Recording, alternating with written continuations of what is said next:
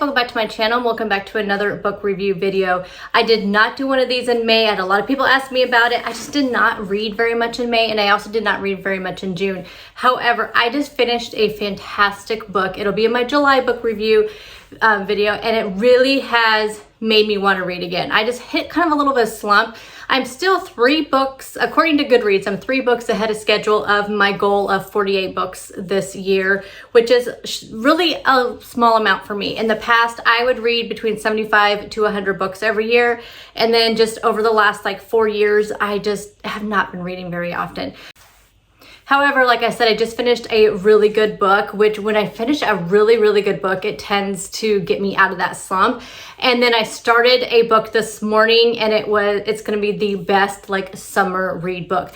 And that is what I think most of July is going to be. You know, I kind of go between romantic comedies, contemporary romances, but I really love thrillers and mysteries and suspense and psychological thrillers and those types of books.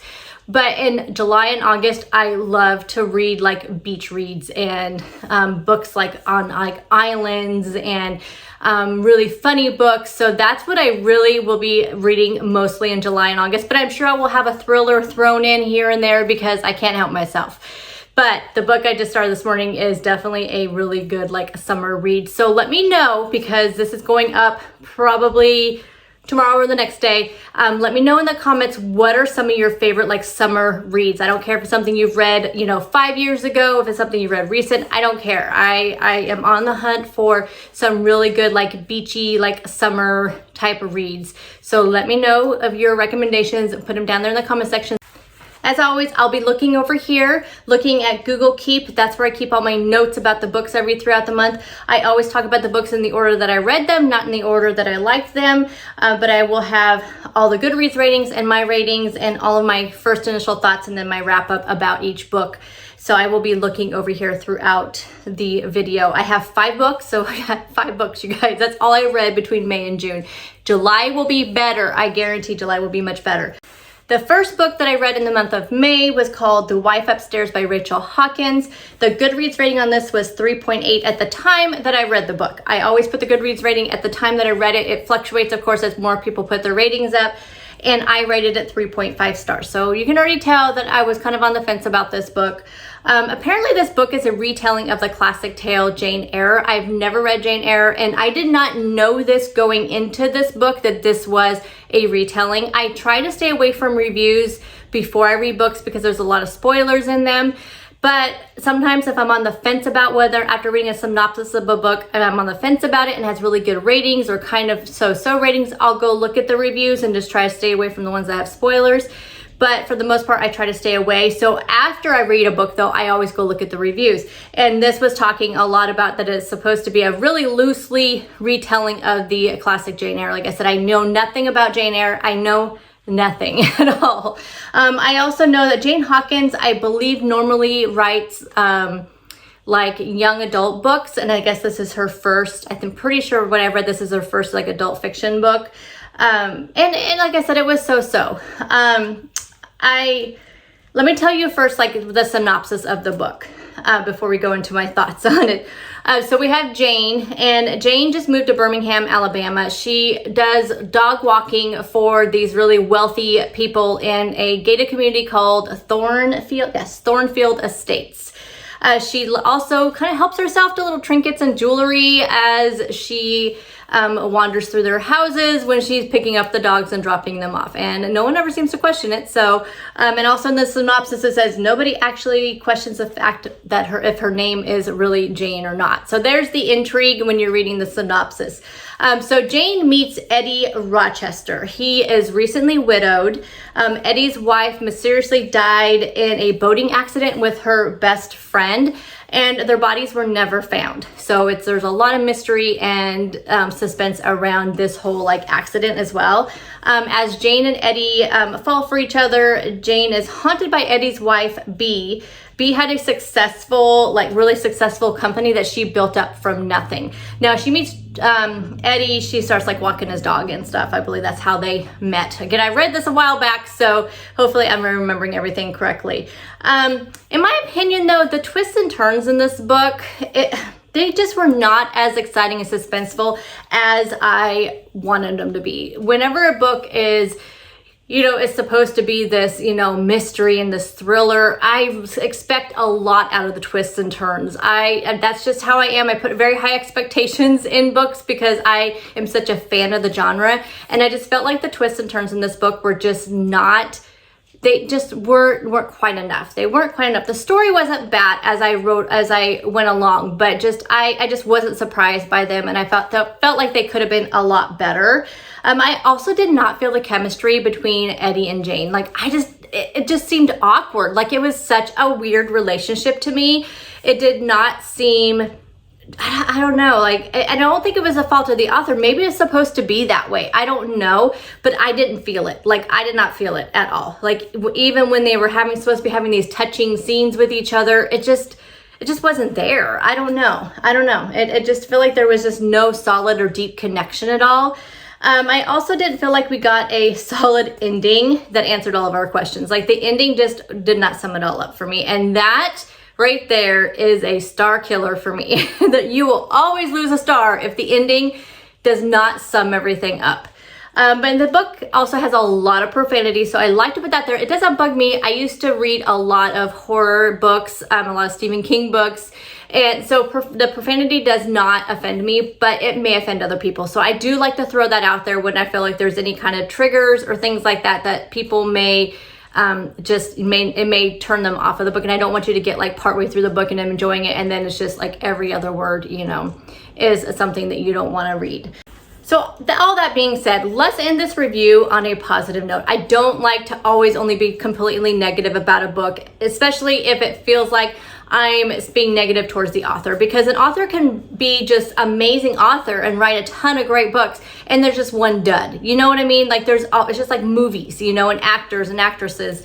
Sometimes it just doesn't work right. And to me, this was one of those books. But I just want to say that I do like the writing style of this book. Like I said, I don't fault Rachel Hawkins for the chemistry of those two. It just, to me, I didn't feel it, and maybe it was supposed to be that way. I think her writing is really good. It's easy to read. This was a super quick read for me. It really flowed really well.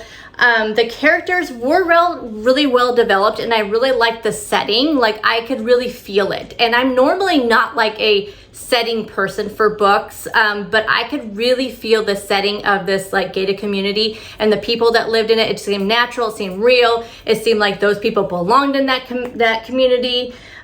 So all that was really good. So the writing style and all that is really good. So I definitely will definitely read other things from Rachel Hawkins. I don't read a lot of young adult, and I think that's what most of her books are, but I will definitely check out some of her other books. The flow also between the different points of view, they made sense and they were easy to follow. Anytime that you have a book that's from a different people's points of view, sometimes it can be a little rigid or just hard to follow. This one definitely was not. It was really easy to follow.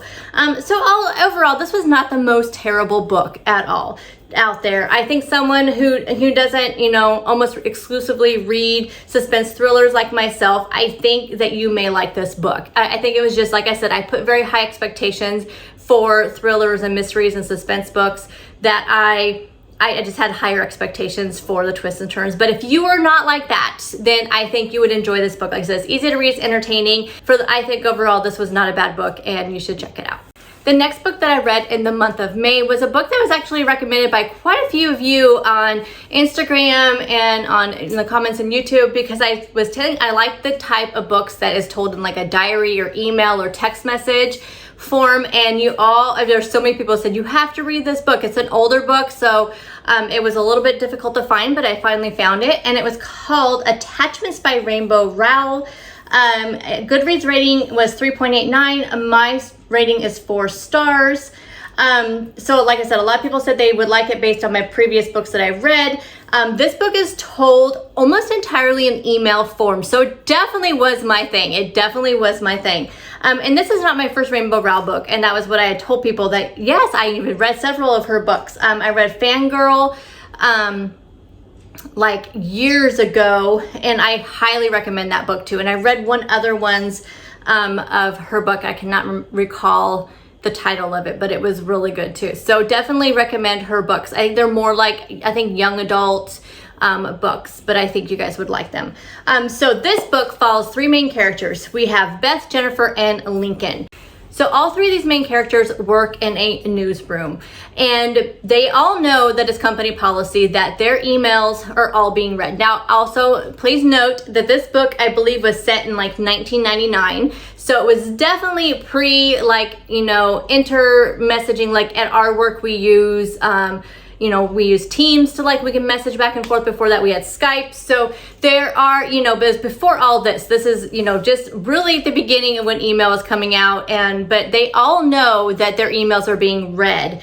And so Beth and Jennifer know this, that somebody is always monitoring their work email, and they actually make comments in the emails, you know, like, oh, we're going to get flagged. But they don't really take it very seriously. And so they just continue to send each other personal emails discussing how their weekends are going, how their days are going, and just every aspect of their lives, basically. Like I said, this is before messaging, really before text messages. This was the way that they communicated when they were at work, was through email. Lincoln's job is to read everybody's emails. So the system will automatically flag certain emails that are deemed like personal, or somebody says a dirty joke or something, then those are flagged, and he reads all of those, and he has to decide whether or not to write up a report. He's supposed to write up a report for every single one of them and give them to, I guess, his boss. But when he applied for this job, it was supposed to be like internet security. He had no idea this was what it was going to be, and he absolutely hates his job. And he does not write up a report for every single dirty joke and every single personal email that people send, because he really just doesn't care, and he doesn't take his job very seriously. He hates it so much. When Lincoln, though, comes across Beth's and Jennifer's messages, he knows he should turn them in, because they literally just talk about every aspect of their lives through their work email. But he finds himself so entertained by their stories. These two ladies are hilarious. They are absolutely hilarious, and he just starts really getting drawn into their lives, and he just can't wait to hear the next day, like, what is going on in their lives. And he finds himself falling for Beth. I don't want to give a lot away on this book, because I just think you need to go into it and just enjoy it as much as I did. Let's go through on the pros of this book. The humor is absolutely amazing in this book. The dialogue between Beth and Jennifer is exactly what you would imagine it would be, like two best friends sitting there talking to each other about their weekends and their lives and their love lives and all of that stuff. And it's so natural. The banter, it's really like you're sitting there reading it. You can just like picture it. It is so natural. It's exactly what people would say. It's so realistic. It is just absolutely hilarious. All the characters in this book are great. It's very fast-paced read. You'll fly through this book. You will fly through it. That is definitely a pro of this book. I love books that you can finish really quickly and you enjoy it. I did not want to put it down. It was that good. Like, I did not want to put it down because it was so hard to find a stopping point that I literally would be like falling asleep at night, and that's when I would finally put it down because I couldn't ever find a stopping place. As far as cons, I guess if you could pick any, it would be that the book really is entirely predictable. I mean, you pretty much know what's going to happen as you're reading along, which is fine because it's a comedy, it's a romance, it's a, you know what's going to happen in those types of books anyway. And I guess, some people may kind of find it off-putting that we have this man who is reading people's emails, and so they do kind of delve into that a little bit, but it's like I said, it's a romantic comedy. It is funny, and you just need to go into it really lighthearted and not take any of it seriously at all. But overall, this book is fast-paced, it's clever, it's funny, it's heartwarming, and I could not recommend this book enough. The third book that I read, I believe this one was also in May, was called Playing Nice by J.P. Delaney. The Goodreads rating on this is 4.11. My rating is 4 stars. I had a hard time rating this book, and there's a lot to this book. I don't want to give a lot away because it is a mystery suspense type book, and I don't like to give away too much on those. But let me tell you kind of the whole like synopsis of this book, what it's really about. So we have Peter and his partner Maddie. They're not married, but they live together and they have a child. They're devastated to find out that the little boy they've been raising for the past 2 years is not their own. He belongs to Miles and Lucy Riley. The boys were switched at birth.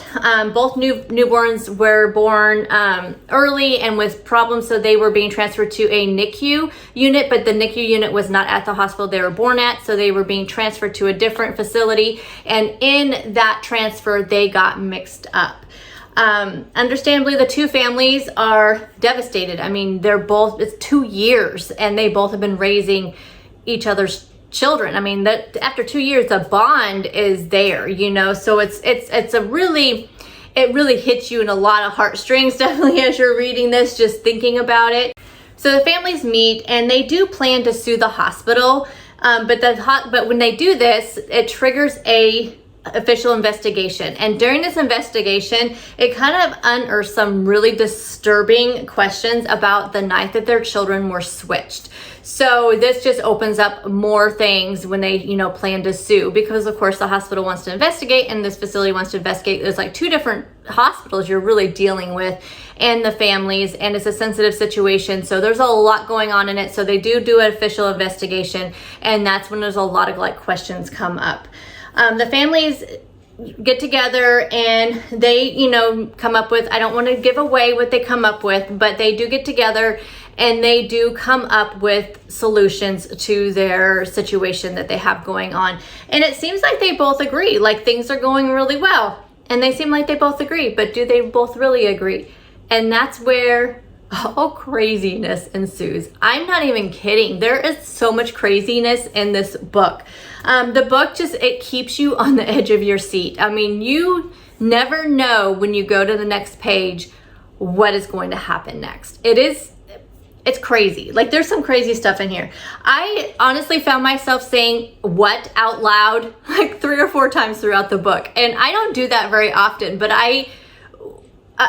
it got me. Like, it definitely got me.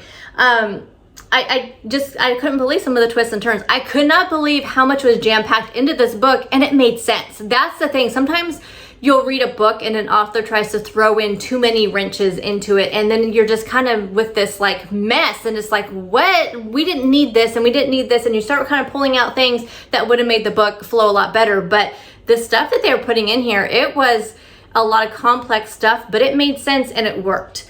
It really, really worked. I think some of the best psychological thrillers I have read have been ones that have really hit the ground running. And this one, literally from page 1, you hit the ground running, which I absolutely love, because I don't like when you read 20% of the book. And for me, like I said, I do e-reads, so I get percentages, and I'll read like 20% of the book, which one of the books I just read recently, it was kind of like that. We'll talk about that book in July.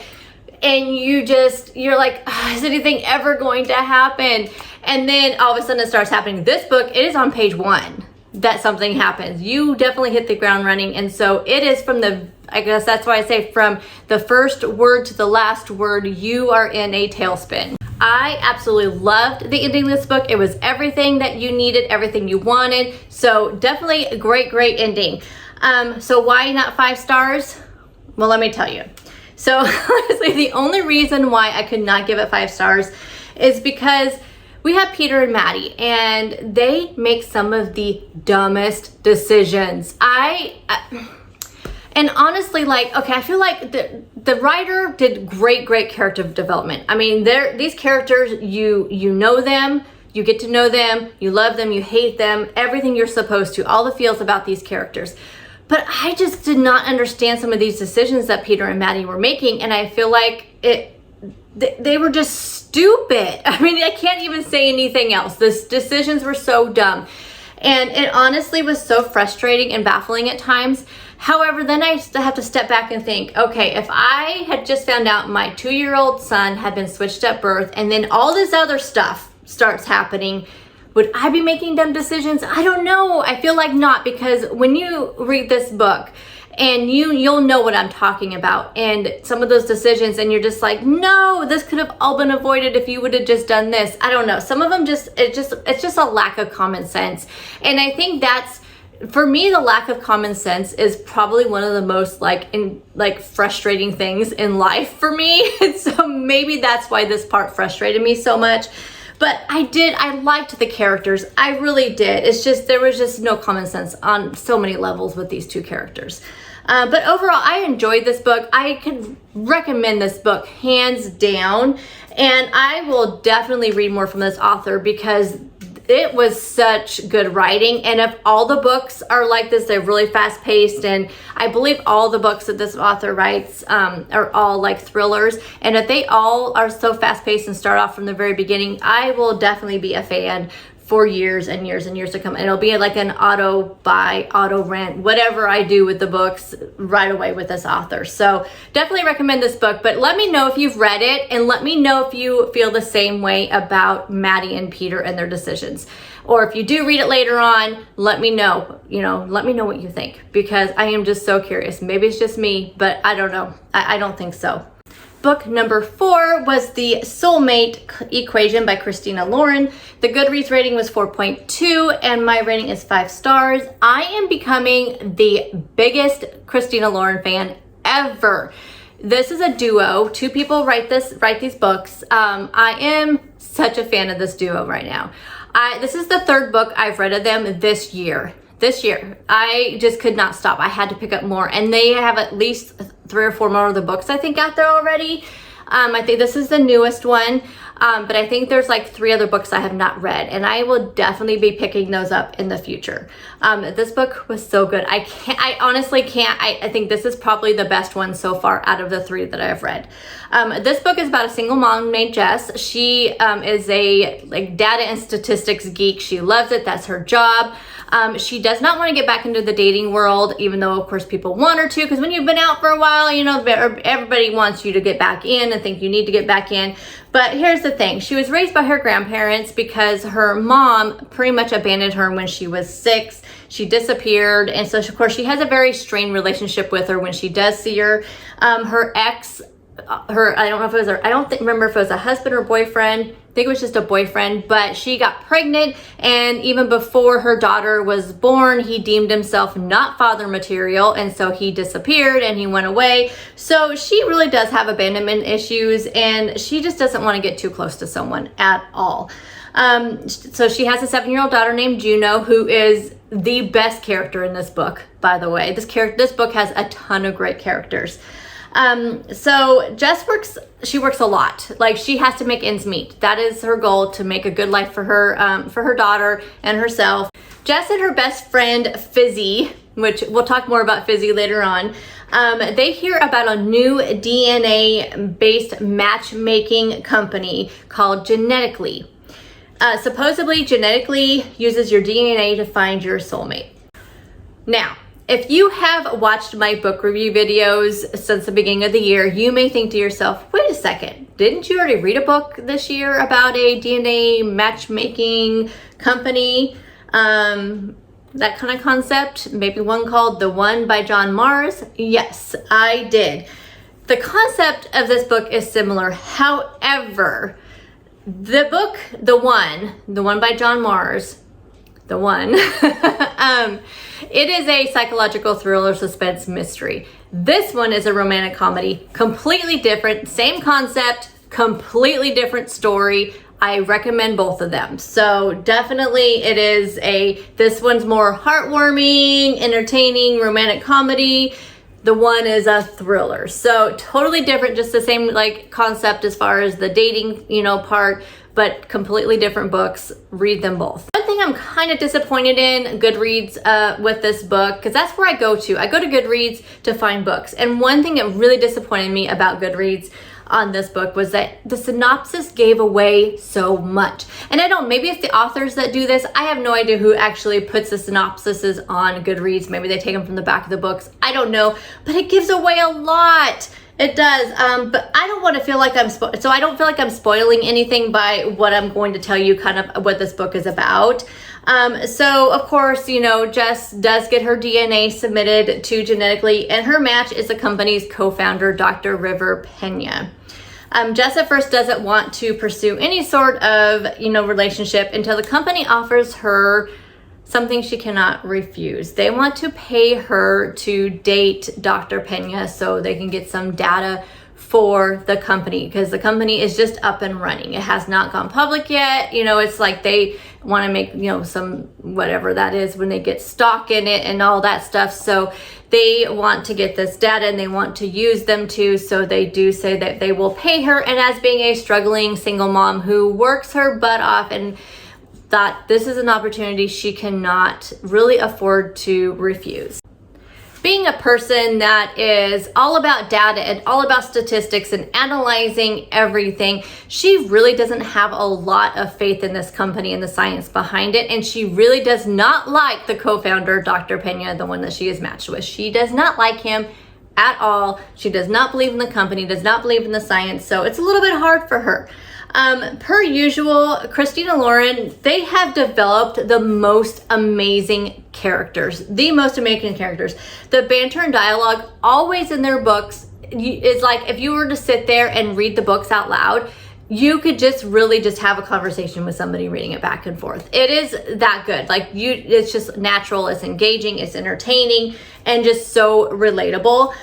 One of the best characters though in this book definitely is Jess's daughter, Juno. She's smart, she's quirky, and also Fizzy, the best friend. Honestly, like they need to write a book for Fizzy. Like Christina Lauren, you guys need to write a book about Fizzy. She needs her own story. She needs her own book. That's how great she was. She is the best character, and I can definitely see her as a main character of a book. And I hope they recognize that and hear enough people say that, because I think it would be a fantastic book. So I'm hoping that they do that. This book is super quick to read, hard to put down. I was hooked from the beginning, definitely hooked from the beginning. For me, that concept of the DNA genetic testing stuff is very interesting to me because I do enjoy that type of stuff. And I also love data and statistics and things like that. So to me, it was definitely an interesting read for sure. I will tell you though, there is a lot of science in this book. They definitely go into a lot of detail about science and data and all that. However, it's presented in a very, very easy to read and easy to understand way. So definitely don't feel put off by it. Don't feel like you're not going to understand it because they put it in really, really easy to understand terms. Otherwise, I wouldn't have got it either. I'm not like a super like sciencey like person. I just like data. I like to read data. Writing, as usual, was really, really superb. It was witty. It was smart. It was so good. Jess and River, they have amazing chemistry. Unlike the other couple I talked about with the other books, this book, Jess and River have the most amazing chemistry together, and you can feel it and you want them together and you root for them. The enemies to lovers like trope in romantic comedies is always one of my favorites. I just feel like it's just funnier. It has just more substance to it. I don't know. For me, I just get drawn into those types of relationships, and this one does not disappoint either. There are some little bumps in the road, which is always happens, you know, in these types of books, but they're believable. Like I said, the chemistry is great between these two characters, and just all the characters. Her grandparents are amazing. It's just overall, there is nobody in this book that you just cannot stand. It is such a great cast of characters. And I'm just curious though, let me know down below in the comments. Let me know if this was you in Jess's situation and they offered you money to date the co-founder because you guys matched. Would you do that? Would that be enough money for you? I'm not going to tell you the amount because I can't remember if they say it in the synopsis, but I'm just curious, is there any amount of money that they could pay you to date them for science? I'm just curious. I think I would do it. I mean, if I was not married, obviously, but I think I would. I mean, why not? What do you have to lose? I mean, why not? Why not? Just to see what happens. I read on their Facebook, I follow Christina Lauren on their Facebook page, and they just announced that this book is going to be turned into a movie, and they just recently read the script, and they said the script is amazing, and they cannot wait to see it as a movie, and neither can I. So definitely check out this book before it's made into a movie, because the books are always better, y'all. The books are always better. So I don't want you to see the movie first. I want you to read the book first. But definitely pick up The Soulmate Equation by Christina Lauren. It's definitely an easy 5-star read. And the last book I had to talk to you about is Stranger in the Lake by Kimberly Bell. The Goodreads rating is 3.62. My rating is a 4. I love Kimberly Bell. I have been reading her books for the last couple of years. This is my 3rd book of hers. By far, my favorite though is Dear Wife. I read that one last year and gave it 5 stars. The other book that I read was called The Marriage Lie. That was the very first book of hers that I read. I think I read that back in like 2018, and I rated it 4 stars. So you can tell I'm a huge fan. definitely go check out those books, especially Dear Wife. Read that book. Read it, read it, read it.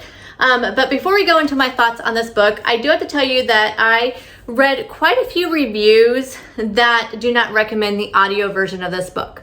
And I just wanted to put that out there because I know there's a lot of you that listen to audiobooks. I personally do not. I don't think I've ever listened to an audiobook, but I know there's a lot of you out there that do. So I just wanted to put that out there because a lot of people said they just did not like the narrator at all.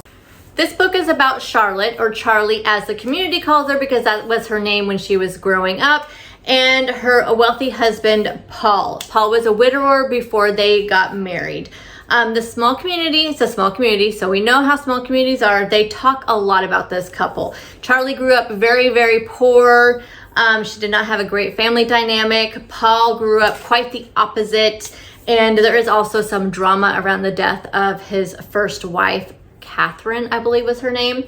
So what is the drama? Well, his wife, who was a very, very good swimmer, used to swim in the body of water that borders the property of their house. But she was found drowned in the water, and it was right there by the boat dock, right by their house. And now another woman, Sienna, was found drowned in the exact same spot as Paul's first wife. Charlie was the one that found the second body. And of course, she's stunned and just horrified by what she found, but she's even more horrified when she sees who the woman is and realizes she's the same woman that she saw her husband talking to, I believe the day before in town. And Paul is telling the police he has no idea who this woman is and he's never seen her before. But Charlie didn't tell the police this, but she knows she saw her husband talking to him, and she went up to her husband and Sienna when they were talking and met the woman. So she's really confused and horrified that her husband is lying to the police, and she doesn't know why, and this of course just unleashes all kinds of craziness. Charlotte is determined to make her marriage work and to figure out why Paul is lying and what the heck is going on. So she really wants to believe in her husband, but it feels like the further she dives into the past of her husband, more and more dark mysteries start to come out, and she starts to uncover more and more stuff. So can she trust this man that she loves with all of her heart? Is he a good man? Her heart tells her that he's a good man and that she needs to trust him. This book is told in two different points of view. So we have current time through Charlie, and then we have 20 years ago through Jax, who is Paul's eccentric best friend.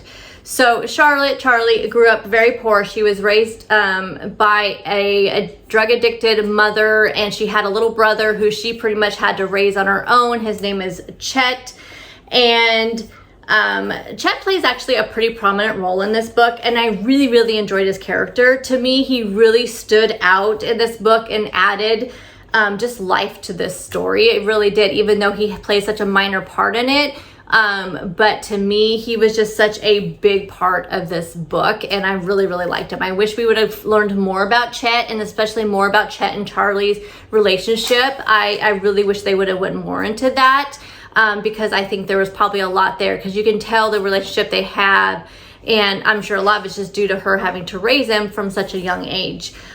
Jax, one of Paul's best friends, he grew up wealthy. He was a star football player, but now he is like a recluse that lives alone in the woods, and nobody knows why. Well, besides Paul and a couple other people, but Charlie has no idea why. The town doesn't know. They just think he all just went crazy and he just moved out in the woods, and that's where he is now. We have Jax, Paul, and then Micah. Micah is the police chief's son. He's also a diver, and that's how he's involved in this whole mystery and the body and all that. He's also another one of Paul and Jax's best friends, and these three have a really strange bond that nobody quite understands, because we have Paul, who is very wealthy architect. We have Micah, the police chief's son. We have Jax, who grew up very wealthy football star who now lives alone in the woods, but yet these three have this bond over something that happened 20 years ago, and that's what we're starting to kind of uncover. This author she is such a brilliant mystery author. The story was probably not as suspenseful as some thrillers are, but the mystery of this whole thing, the mystery definitely kept me guessing. Like, I was so engaged in this and I just really wanted to know what was going to happen. The characters and plot are so well written, it's hard to decipher between the lies and the truth. You had no idea who to trust, who it was. The story was so well paced, and there was just never really a dull moment, to be honest. I'm not one that normally gets caught up in like scenery and atmosphere of like the towns and the settings in the books. Author really had me with this one. I mean, I really could just picture this small little lake town who everybody was in everybody's business. There was all these small town politics, and it really just had me engaged. And to me, that stuff is all, I love reading books about small towns. I grew up in a small town, and I always enjoy reading this stuff, and it just, I feel like this is really how it would be, you know, that kind of thing. If I had to change one thing about this book, the one thing would be, this is the one reason why it's a 4-star read versus a 5-star read, is that the storyline around the flashbacks of like Jackson, Paul, and Micah, at first it didn't seem to really fit into the story. It just took me a while to establish that connection. Like, it just seemed really weird. Like, the first time they did the flashback, it did not connect with the previous scene, which to me, it just seemed, it kind of put it a little bit off in the beginning of the book. But as it went along, then I definitely started seeing where it was leading, and then it started making sense. I don't know how other way that you would do it. Me not being a novelist or a writer, I have no idea. I don't know if this would just be the only way to do it. But it just took me a little bit to really start to understand the flashbacks and then what it really meant to the story. So I don't think there's any other way that it could have been done.